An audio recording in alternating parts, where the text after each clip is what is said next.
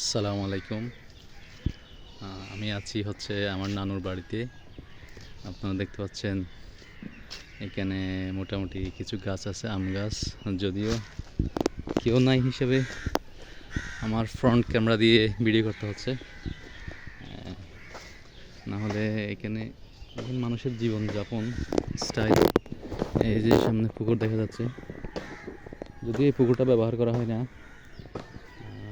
এখানে পাশাপাশি অনেক একদম সবুজ গাছপালা। জি মামা, জি। ও মামা বলতেছে যে মাথার উপরে একটি গাছ, ও ফুল, একটি গাছে ফুল আসছে বলতেছে। দেখতেছি দেখতেছি, ও এইটো। ও তো আসলে মানুষের লাইফস্টাইল এবং এখানে আসলে একদম সবুজ।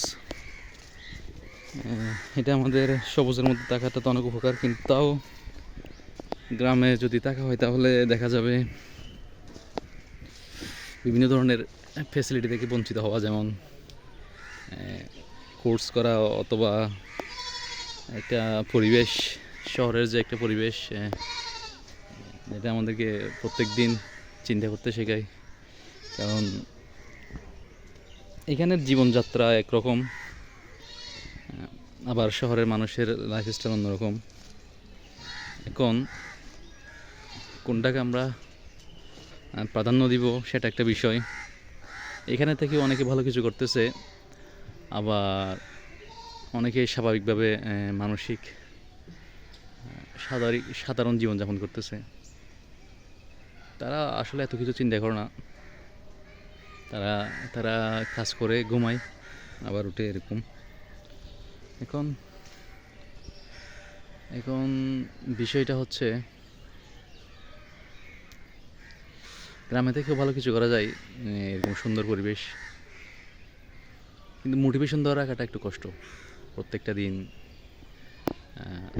কাজ করা এবং এডুকেশন, যেহেতু এখন অনলাইনে সব কিছু পাওয়া যায়, তবু সরাসরি শিক্ষার যেটা এনভায়রনমেন্ট, সেটা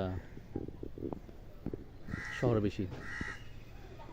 কারণ এখানে দেখা যাবে আপনি টাকা দিলেও অনেক সময় টিচার পাচ্ছেন না, অথবা ভালো কোনো শিক্ষকের কাছ থেকে আপনি পরামর্শ নিতে পারতেছেন না। সে জায়গা থেকে একটা উন্নত শহর অবশ্যই কিছু স্পেশাল অপরচুনিটি থাকে। আর আর এই পরিবেশটা অনেক লোভনীয়। এখানে যদি যথেষ্ট পরিমাণে, এখানে অনেকগুলো চ্যালেঞ্জ আছে, যেমন রাস্তাঘাটের সমস্যা, তারপরে মানুষের ইন্টারনেটের সমস্যা হয় মাঝে মধ্যে। তারপরে যেহেতু এখানে সব কিছু অনেক দূরে, একটা সময়ের একটা ব্যাপার থাকে, শহরে যেটা অনেক অল্প সময়ের মধ্যে পাওয়া যায়, সেটা এখানে একটু বেশি সময় লাগে। এই আর কি, আপনারা পরিবেশটা দেখতে পাচ্ছেন, মাশাআল্লাহ কত সুন্দর পরিবেশ। এই আর কি, আমি মূলত কোনো টপিক ছাড়াই কথা বলতেছি। ধন্যবাদ। আসসালামু আলাইকুম।